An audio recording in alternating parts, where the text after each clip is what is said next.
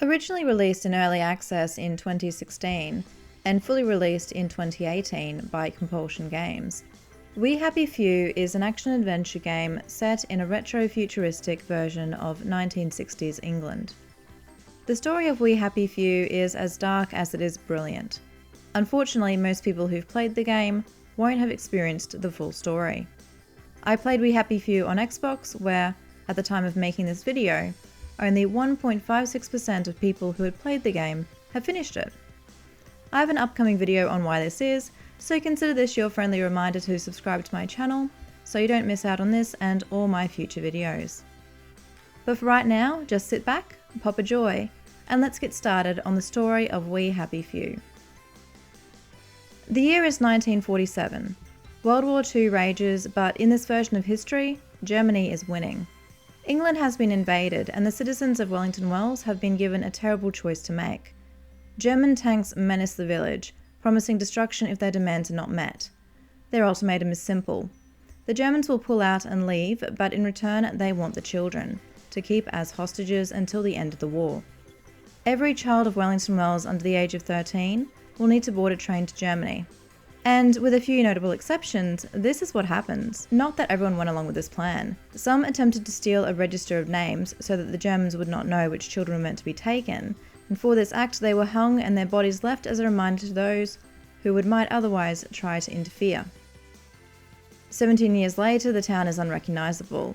The citizens take a drug called joy in order to stay happy, and wear a mask designed to keep their faces in a smile. They have collectively chosen to forget the children leaving, referring to it only when necessary as the very bad thing. But everything is not so joyful. The town is running out of food, and the people are becoming increasingly immune or intolerant to the effects of joy. A plague is spreading, and there are no children at all. And it is in this version of Wellington Wells where we meet our three protagonists: Arthur Hastings, Sally Boyle, and Ollie Starkey. Arthur works at the Department of Archives, Printing and Recycling. His job as an editor helps to support the collective forgetting of the past by redacting old newspaper stories which could upset the reader or make them remember anything to do with the very bad thing. It is in the course of his employment that he comes across an article from 1947, when he and his brother Percy won an award for scrap gathering in support of the war effort. The article causes Arthur to remember the sound of a train horn blowing, children screaming, and Percy calling his name. Arthur snatches up the bottle of joy on his desk and makes a choice of his own. He can take the joy, in which case the memory fades again, and he continues on with his life as normal. Or he can choose to stop taking joy and let himself start to remember. In choosing to remember, Arthur loses track of time until his boss, Victoria Byng, comes to remind him of a colleague's birthday party. In traversing the office, Arthur notices that things aren't quite as good as they should be. In one office, a doctor forcibly administers joy to one of Arthur's colleagues. In the break room, Victoria and two other colleagues are beating a piñata that Arthur, no longer under the influence of joy, sees is actually a dead rat. Unfortunately, Victoria and the others realise that Arthur is off his joy, and he is chased out of the building into the underground tunnels to emerge into the Garden District. The Garden District is home to all the wellies who have stopped taking their joy, either by choice like Arthur, or who have developed an immunity or intolerance to it. These people are called downers or wastrels, and they are forbidden from entering into Hamlin Village, where they may pose a threat to the status quo. Arthur resolves to escape Wellington Wells to find his brother. He realises that the way out is to follow the train tracks. In order to do this, he will first need to find a way to Eel Pie Home, and his way is blocked by a keycard-operated gate. Fortunately, a man at the gate, David, offers Arthur his key, if Arthur can reclaim his war medals from a local gang called the Head Boys. Once this is done, David gives Arthur his keycard, and Arthur is able to make his way through to Eel Pie Home and the train station. After making his way down to the train tracks, Arthur finds that the train tunnels have collapsed, meaning that he won't be able to use them to escape Wellington Wells. On his way back out of the train station, Arthur is confronted by Ollie Starkey, who attacks him on sight. Arthur is able to deflect this attack and eventually remind Ollie that they used to be neighbours. Once Ollie recognises Arthur, and Arthur explains what he's trying to do, Ollie offers to help him. Ollie wants Arthur to sneak into the Victory Memorial camp and disable the power. In exchange, Ollie will help Arthur get into Maidenhome. Arthur agrees and makes his way to the camp, which is patrolled by aging members of the Home Army, who await the return of the Germans. It is also the home to the tanks the Germans had used to threaten them, and Arthur wonders why the tanks would have been left behind. As Arthur is about to drop down into the camp, he is momentarily blinded by a spotlight, and loses his balance, falling onto one of the tanks. As Arthur hits the tank, it tears, and Arthur ends up inside it. Confused, Arthur realizes that the tanks aren't real, that they were made of papier-mâché.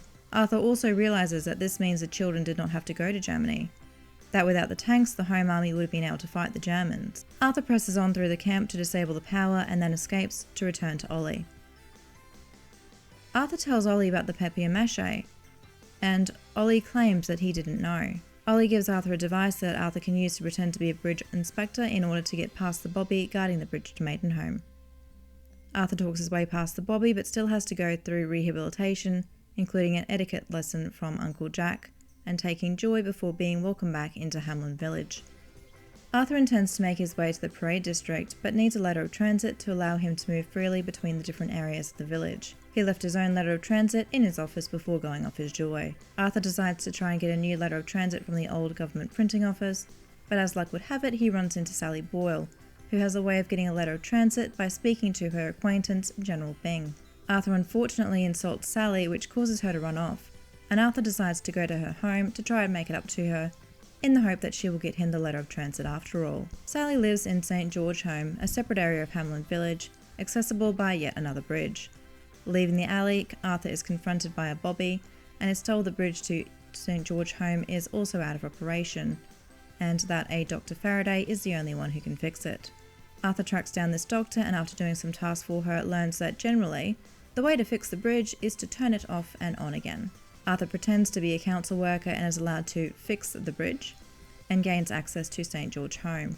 He goes to visit Sally. Sally agrees to get a letter of transit in exchange for Arthur getting her a bottle of cod liver oil. Dr. Verloc of Hayworth Labs has a bottle, and Arthur begrudgingly agrees to go fetch it. Heading to Hayworth Labs, Arthur is told that there has been an incident and no one is allowed to enter.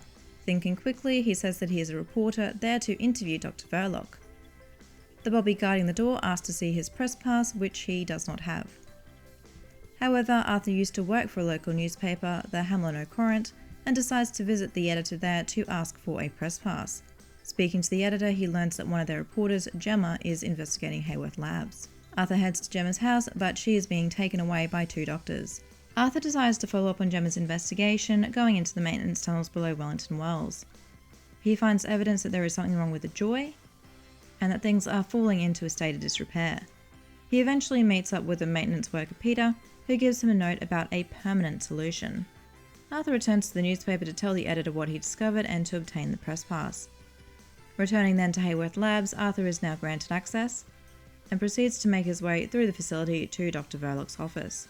On the way, he obtains a sample of the most recent variety of Joy and evidence that Dr. Verloc's permanent solution is to create a version of Joy so strong that it will effectively and permanently lobotomize the citizens of Wellington Wells. Arthur confronts Verloc in his lab and attempts to throw the prototype of Joy at him. However, Verloc is able to stun Arthur and make his escape. Arthur is still able to retrieve the cod liver oil and returns to Sally. Sally and Arthur argue, with Arthur accusing her of sending him to get her a pointless souvenir, and bringing up the past when a 16-year-old Sally, having moved in with Arthur's family following the death of her own, had slept with his father after his mother's death. Ultimately, Arthur apologizes and invites Sally to leave Wellington Wells with him, but when she says they can't leave until the morning, he decides to go on without her. With a letter of transit in hand, Arthur heads to the Parade District. Sections of the Parade District are quarantined due to the plague, so Arthur will need to break into the Health Institute in order to lift the quarantine. But first he needs to acquire a thermostat, a device which effectively acts like a key to unlock the gates. Arthur is able to acquire a thermostat by speaking with Richard Arkwright in the Department of Scientific and Industrial Research. After acquiring the thermostat, Arthur infiltrates the Health Institute, but is captured by doctors and exposed to the new prototype of Joy, which causes him to hallucinate the train in Percy. The doctors declare the experiment a failure and go to move Arthur to a cell, but an explosion knocks them out and allows Arthur to escape. Arthur breaks the containment, which releases plague victims out of their cells and causes the quarantine in the Prey district to fail. Arthur is now able to make it to the broadcast tower and the tunnels underneath. He makes his way through the tunnels to emerge onto the train tracks, where he is met by the same constable that he tricked into letting him get off the train all those years ago. Arthur and the constable talk about the past, and Arthur finally fully remembers what happened when Percy boarded the train to Germany. See, he had managed to convince himself that he, Arthur, had been too old to board the train, when in fact it was Percy who was too old. Arthur had convinced Percy to board this train in order to go to Germany with him, so that the brothers could remain together. Arthur had taken Percy's ID, and once Percy was on the train, Arthur got off and told the constable that he was Percy, and he was only there to bring his younger brother to the train. Following this revelation, the constable offers Arthur a choice. He can take a pill called Oblivion, or he can leave Wellington Wells for good. Oblivion is not like normal joy. Joy can temporarily cause memory loss or make things a bit foggy. Oblivion completely erases memory. If Arthur takes Oblivion, he will forget all of the events of the game, and may forget more than he intends to. If he does take it, we see him back in Hamelin Village, playing on playground equipment. On the other hand, if Arthur chooses to leave Wellington Wells, we see him walking outside Wellington Wells, coming across the first normal person he has met in a long time. He greets the child with a typical Welly greeting, saying, "It's a lovely day for it," and he is immediately challenged by the boy, who says it isn't a lovely day at all, it's raining. This is the ending to Arthur's story, and it is left open-ended as to whether he ever did find his brother. Act 2 follows the story of Sally Boyle, who we met during Arthur's playthrough. Sally is a chemist who has invented a new flavour of joy, blackberry, which is popular with wellies and bobbies alike. Unfortunately, one of Sally's customers chose today to break into Sally's home in an attempt to find some blackberry joy. What he actually finds is the secret that Sally has been keeping from everyone: her infant daughter, Gwen, the only child in Wellington Wells. Fortunately, this customer, knowing that there are no children in Wellington Wells, let alone any babies, believes he is hallucinating the child, and that what he is holding must be a rat. Sally is able to sedate him before he harms Gwen in any way, but unfortunately Spud, in searching Sally's home, has destroyed her supply of milk, and therefore Sally now has no way to feed Gwen, and is forced to go out and try and find some milk for her. The local shopkeep, Lionel Castershire, is able to supply tin milk, but asks first that Sally obtain some rare Uncle Jack records from Uncle Jack's fan club. The fan club is very cult-like and is set up in the Garden District. Sally is able to retrieve the vinyls, stealing them from the fans after convincing them that Uncle Jack is going to visit them. After obtaining the tinned milk, Sally heads home to feed Gwen. As soon as she has finished feeding Gwen, Sally is visited by some bobbies, and forced to accompany them to the station, where they interrogate her on the delay in supplying them with the blackberry joy. Sally is able to placate them, promising the batch is nearly ready, but upon returning home finds that in her absence her lab has caught fire. Putting out the fire, Sally surveys the damage and finds that she needs to replace parts of her equipment, and fortunately Sally is able to find some of this equipment in her childhood home. Unfortunately, this means that she'll also be confronted by her past, and remembers the day that she came home to find her mother had poisoned her two younger sisters. Sally's sisters were meant to be among the children sent to Germany on the train. Sally still does not know why her mother didn't kill her as well. After replacing the equipment, Sally must also secure more ingredients. The local chemist's wife refuses to assist Sally, so she has no choice but to source the ingredients herself. This leads Sally on a lengthy excursion which takes her as far afield as the toxic smog-filled island of Ratholme for mercury, to Ollie Starkey's train station for butterflies, and also has her extracting pituitary fluid from a war veteran who is being neglected by his family. It is during this quest that Sally runs into Arthur. One of the interesting things about We Happy Few is that we see the interactions between characters the way that they do, and they're all unreliable narrators. So while in Arthur's playthrough it is Sally that disappears, in Sally's playthrough it's Arthur. Around the same time, Sally has to deal with General Byng, who has let himself into her home. Byng hears Gwen crying, and Sally has to distract him, dosing him to knock him out and make him forget what he has heard. Finally, Sally is able to create a batch of blackberry joy, and it's not a moment too soon, because as soon as she is finished, a bobby is at the door demanding the joy. This time Sally is able to oblige, and the bobbies put on quite the display to show their gratitude. Returning home again, Sally finds that Gwen has contracted measles, though it's not clear how this had happened given that Gwen had no contact with anyone other than Sally and, briefly, her customer Spud. However it happened, Sally knows that the treatment for measles is cod liver oil and that Anton Verloc, Sally's ex-boyfriend, and unbeknownst to him, Gwen's father, has a bottle. Sally goes to Hayworth Labs to ask Anton for the cod liver oil, but he is still upset with Sally for leaving him. Sally's and Anton's relationship ended when Anton left her outside and she went to the Weird Sisters and found out she was pregnant with Gwen. Sally knew that Anton could not be trusted with her child and so never told him, simply disappearing from his life.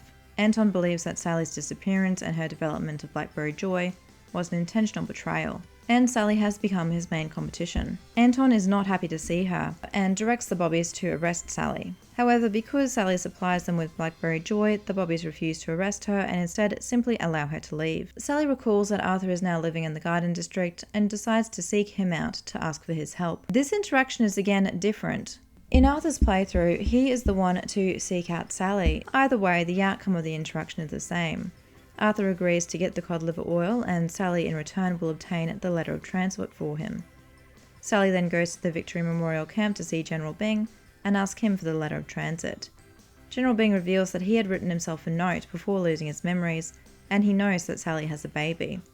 Byng offers to get Gwen out of Wellington Wells and suggests that children had been smuggled out before. He also suggests that the ones that hadn't been smuggled out had been killed, as they make everyone so sad. However, Byng's offer is only for Gwen. He expects Sally to remain in Wellington Wells with him. Sally refuses the offer, but through this conversation has learned that Byng has a boat.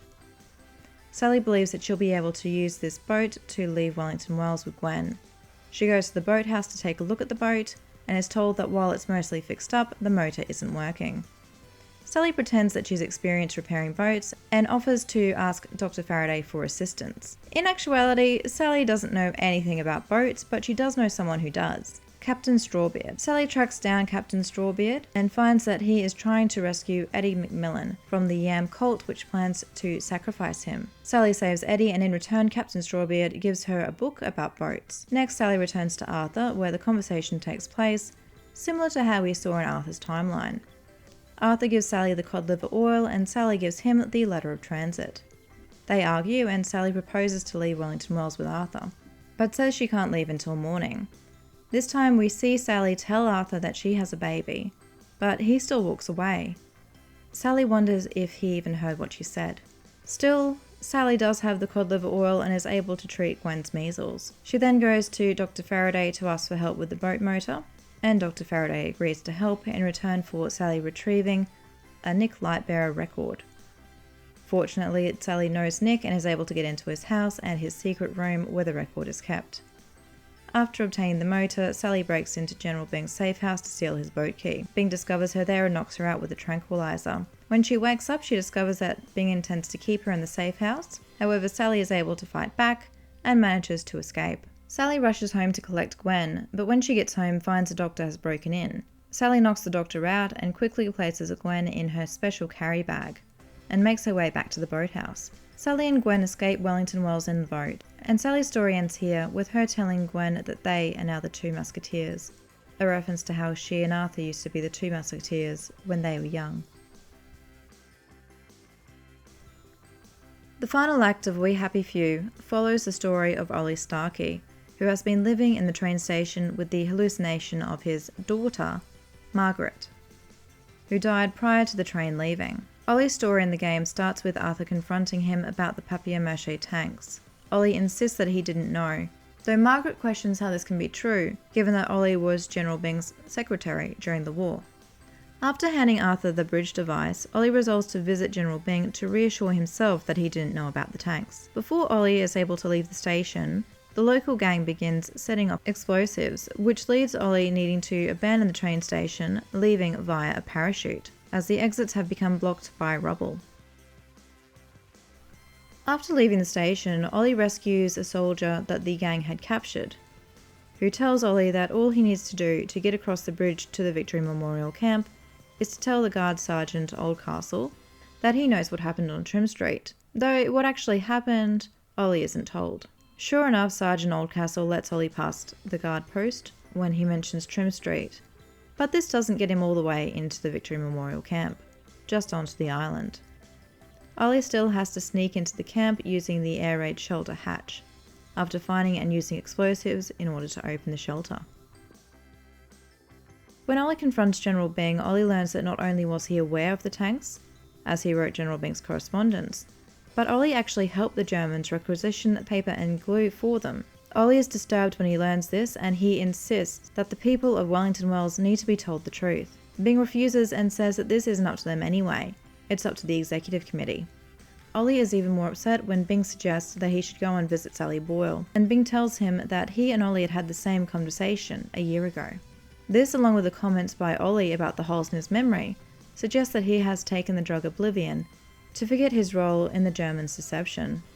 Ollie tells Byng that he will ask his daughter, Victoria, for help convincing the executive committee. This statement causes Byng to sound the alarm, and Ollie is forced to flee the camp, getting the cook to smuggle him out in a covered wagon.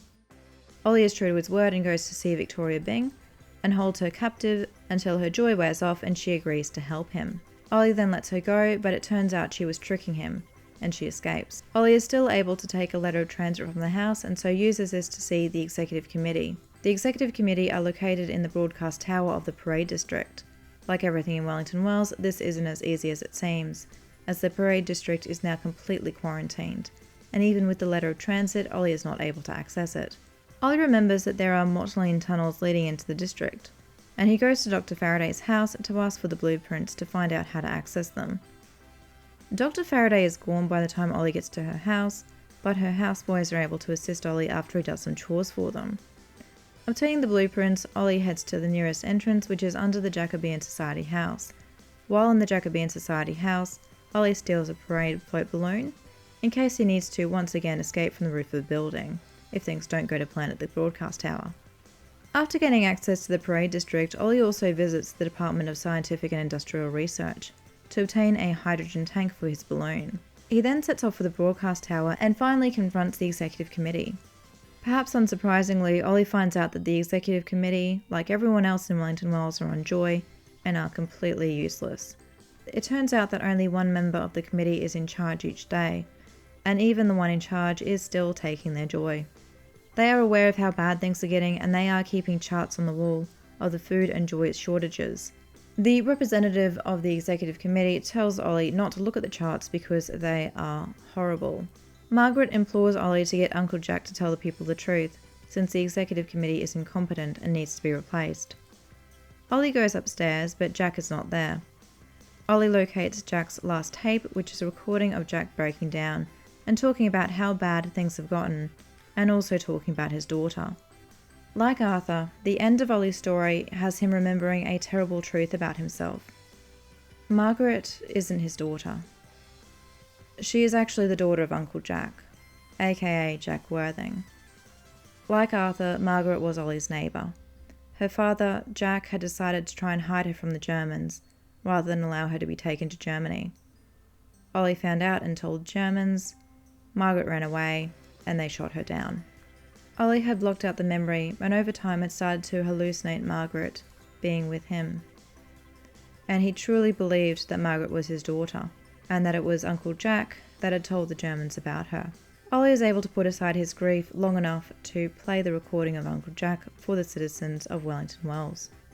The executive committee try turning off the power and sending bobbies in order to stop Ollie, but Ollie is able to fight off the bobbies and is able to keep the power going long enough to broadcast Jack's message, finally letting the people hear about the food shortages and the reality that they are really at the end of their time and needed to stop taking their joy.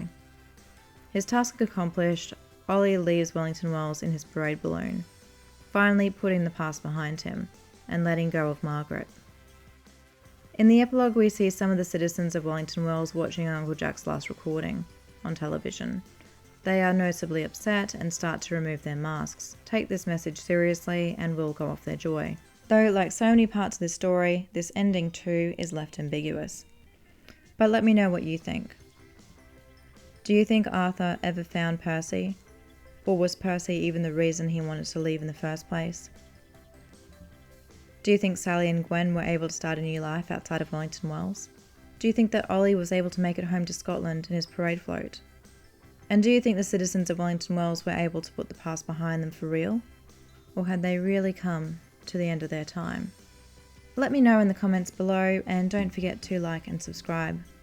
And I'll talk to you all in my next video.